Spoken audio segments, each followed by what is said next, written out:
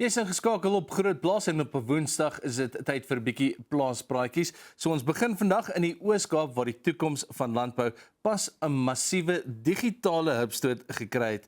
Nou 50 plase in die Mthatha streek is gekies vir die nuwe SASSIM projek. Wat beteken dit vir die boer op die grond? Wel, vergeet van ou dagboeke en raaiwerk. Hierdie plase word nou toegerus met geïntegreerde webplatforms en slimfoon toepassings. Dit stel boere in staat om intydse data te gebruik vir besluitneming van grondvog tot oesbeplanning.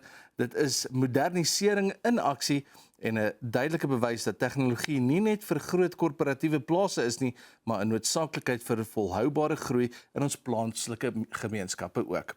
Dan, het jy al ooit gewonder wat sou gebeur as jy met jou skape kom praat of wat jou koeie dink? Dit klink dalk na 'n wetenskapsfiksie, maar 'n nuwe dokumentêr oor kunsmatige intelligensie in landbou laat die tonge behoorlik klap. Nou, die film ondersoek 'n wêreld waar KI gebruik word om dieregeleide en gedrag te dekodeer en hulle welsyn drasties te verbeter. Maar daar is 'n waarskuwing. Hierdie dokumentêr vra ook of ons op pad is na 'n fabrieksboerdery 2.0. 'n toekoms waar plase dalk te geautomatiseerd raak en die menslike element, die siel van die boerdery, verlore gaan. Is KI 'n reddingsboei vir dierewelsyn of die begin van 'n koue meganiese era? Dit is beslis iets om oor te dink. En dan laastens, wie sê jy het sonskyn nodig vir sitrusboerdery? In die yskoue Montana, waar die sneeu dik lê, het die 13-jarige wurmkenner Kendall gewys dat niks onmoontlik is hier. Terwyl dit buite vries, bestuur sy 'n binnehuise stelsel waar haar span rooi wurms en aardwurms die towerwerk doen. Nou, deur grond se voedingsstowwe perfek te balanseer, pluk hierdie gesin nou suurlemoene, lemmetjies en selfs perskes in die middel van die winter. Dit wys net weer met 'n bietjie passie, goeie wetenskap en natuurlik die regte wurms kan jy selfs die natuur se mooiste toestande uitoorlê. Dis dit vir plaaspraatjies vir vandag. Ons sal volgende week weer so maak. Bly ingeskakel, ons gesels met Prof Philip Strydom net hierna. Welkom terug op Groot Plaas. Ons gas saam met ons via Teams vanoggend, Professor Philip Strydom. Hy is by die Departement van Veekunde Wetenskappe en dit is aan die Universiteit van Stellenbosch. Prof, goeiemôre en welkom op Groot Plaas. Baie dankie, goeiemôre Noopie. So, die groot vraag is, word Suid-Afrikaanse produsente tans regtig vergoed vir organiese of veldafgeronde vleis? Want ja, ek dink dit gaan oor wat die koste is om daai produk op die rak te kry, wat natuurlik meer kos as 'n konvensionele produk, en of die verbruiker bereid is om daai hoër prys te betaal. Normaalweg is daardie pryse hoër as wat die konvensionele vleis voorverkoop word. Nou, met die huidige back and claw uitbreek, wat is die grootste probleme wat ons boere nou in die gesig staar? Ek dink dis voorsiening en toegang tot abattoirs en markte en sulke goeders. Ek bedoel, as jy geïsoleer is in sulke produksiestelsels, dan beteken dit jy het waarskynlik nie behoorlike toegang nie, jy het nie behoorlike markte nie, en daardie diere, dit is soos 'n melkery, hy moet aan die gang bly, 'n dier is markgereed en jy moet hom geslag kry en jy moet hom by die verbruiker kry. Tweedens dink ek die verbruiker se verkeerde persepsie partykeer dat hierdie vleis nou giftig is of gevaarlik is en dat dit nie geëet kan word nie. En ek dink dis die soort persepsies wat ons moet bokslaan. Nou Prof, as ons dink aan veldgevoerde diere, hoekom kry hulle dikwels laer pryse as miskien voerkraaldiere?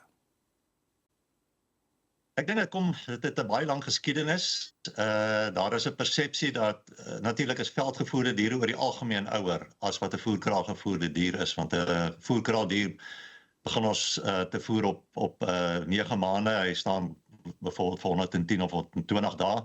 Dis 'n baie jonger dier, 'n veldgevoerde dier. Om kondisie te bereik, moet jy hom 'n langer voer, normaalweg 24, 36, 48 maande. En dan het die bestaande klassifikasiestelsel sê dan vir ons dat die dier is ouer, en die persepsie is daar dat die dier dan ook taaier vleis het en van minder waarde is, wat nie noodwendig die geval is nie. 'n veldgevoerde dier kan, afhangend van die soort snit, kan hy net so goeie eetkwaliteit hê, in sommige gevalle beter, omdat daar baie ander prosesse betrokke is by goeie eetkwaliteit, behalwe net die ouderdom van die dier. So vir ons produsente is nismarkte die sleutel om beter pryse vir spesiale vleis te kry? Ekskuus, herhaal net. Is nismarkte die sleutel om beter pryse vir spesiale vleis te kry vir ons produsente? Ek dink dit was maar altyd so gewees. Dit maak nie saak of jy uit 'n voerkraal produseer of uit die veld uit of organies nie. Ek dink dit gaan daaroor dat jy eers voordat jy hierdie proses aanpak, moet jy gaan seker maak of daar 'n mark is vir jou betrokke produk. Ek weet van byvoorbeeld 'n voerkraal bo in Gauteng wat markte het onder in die Kaap. Veldgevoerde, dit gaan oor verspreidingskanale. Jy kan nie bo in Polokwane sit en dan nie 'n toegang hê tot 'n Gautengse mark en organies of van die veld af produseer nie. Jy moet daardie bemarkingskanale is altyd die belangrikste ding, en gewoonlik gaan dit dan oor voorsiening en volhoubare voorsiening, en as jy nie self die middelman is nie, dan 'n betroubare bemarkingskanaal. Organies is een van die baie gewilde woorde nou deesdae, veral onder die verbruikers, maar hierdie groot kettingwinkels, wat se tipe premie betaal hulle vir vrylopende karkasse? Ek sou sê sê nou maar as 'n mens na 'n lendeskyf of 'n teebeen of so iets sal in vergelyking met graan gevoer, en onthou vrylopend is nie organies nie. Dis nie noodwendig organies nie, daar mag 'n groot verskil wees, maar dit kan maklik tot R100 per kilogram wees, tussen R50 en R100 per kilogram. Dit mag dalk selfs meer wees. Nou wanneer dit kom by nisvleis, is uitvoermarkte werklik bietjie meer winsgewend vir ons produsente? Ons uitvoermark is in vergelykende wys, byvoorbeeld met Australië of in Amerika of Brasilië, is buitengewoon klein. Ons verbruik meeste van ons vleis plaaslik, en die res gaan maar na hoofsaaklik na die Midde-Ooste, en dan natuurlik ook 'n bietjie na China toe, afhangend van al die omstandighede. Ek dink dit is vir hulle winsgewend, aangesien daar beter pryse is. Natuurlik om daardie markte toegang te kry is nie eenvoudig nie. Daar's sekere regulasies, daar's baie groot risiko's omdat daar oor afstande gewerk word. As daar so besending afgekeur word om een of ander klein rede, is daar groot verliese, maar weer eens, dit gaan oor 'n hele bemarkingskanaal, wat 'n mens jou huiswerk baie goed moet doen, baie goed moet weet wat die eindverbruiker wil hê en wat die agent aan die ander kant wil hê, voordat jy so iets aanpak. Nou Prof, wanneer dit kom by die Suid-Afrikaanse mark, hoekom bly speenkalfproduksie die gewildste stelsel in Suid-Afrika? Ek dink daar's verskeie redes, en ons het net wat natuurlik een genoem, is dat die osprodusent, wat met ander woorde van die veld af kry, waarskynlik nie die prys, afhangend van waar hy bemark, kry hy nie die prys wat hy sou kry, waarvoor hy eintlik geregverdig is nie. Dis die eerste ding. Die tweede ding is natuurlik dat dit is 'n meer doeltreffende stelsel. Dit is meer beheer, dit verskaf groter volumes, en natuurlik is dit vir die primêre produsent in meeste gevalle minder van 'n risiko. Hy het 'n vinniger omset van diere, hy het 'n vinniger inkomste, en ja, voerkraalproduksie, ons moet voorsien vir 'n sekere grootte bevolking. Jy gaan nie dit alles van die veld af of vrylopend af kry nie. Dit gaan oor volumes, dit gaan oor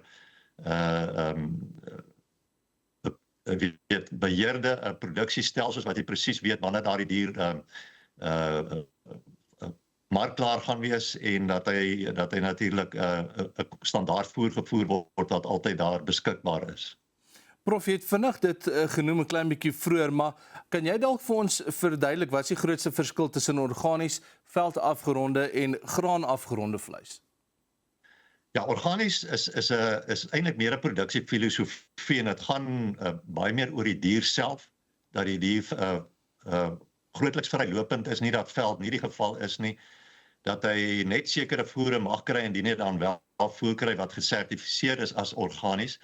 Die produksiestelsel moet self organies gesertifiseer word deur 'n erkende liggaam. Dit fokus baie op die natuurlike gedrag van die dier en dat hy en dierewelsyn en so dit is 'n hoofsaaklike produksiefilosofie. Veld afgerond verskil daarvan dat dit natuurlik die belangrike ding is dat hy nie sintetiese groeibevorderaars en roetine antibiotikas moet kry nie. Nou veldafgeronde diere is ook vrylopend, maar dit is nie te sê hulle is organies nie, want hulle het nie die organiese sertifisering.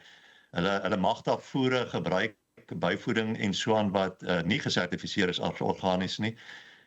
Jy mag natuurlik daar dipstowwe gebruik wat natuurlik nie organies is nie ensovoorts. En natuurlik aan die ander kant dan voerkrale wat al hierdie middels gebruik, maar dat dit wel goedgekeurde middels is. Dit is nie dat hierdie vleis nou skielik giftig is nie, en dit is wat ons baie duidelik moet onderskei. Al hierdie middels, indien dit reg gebruik word natuurlik, is wettig goedgekeur. So ons kan sê dat konvensionele vleis is reeds veilig. Organiese vleis het 'n paar ekstra stappe in wat dit dan, as jy dit wil noem, veiliger maak, of ten minste die persepsie van die verbruiker is dat dit veiliger is, maar ons moet baie duidelik wees dat konvensionele vleis ook veilig is. So is veldafgeronde vleis dan gesonder as graangevoerde vleis, Prof?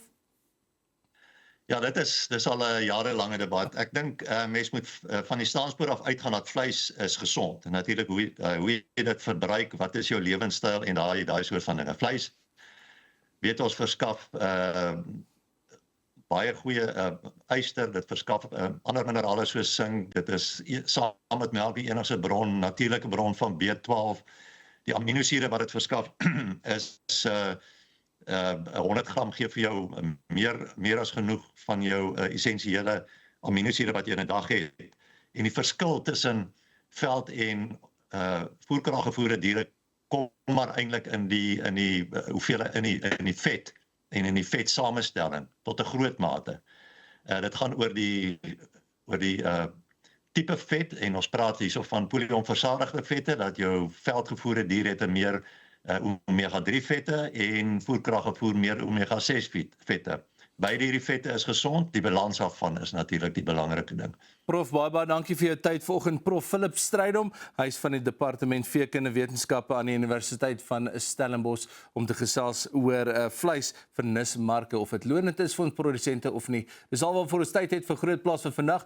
Ons hoop jy 'n lekker dag verder en ons sien mekaar weer môre.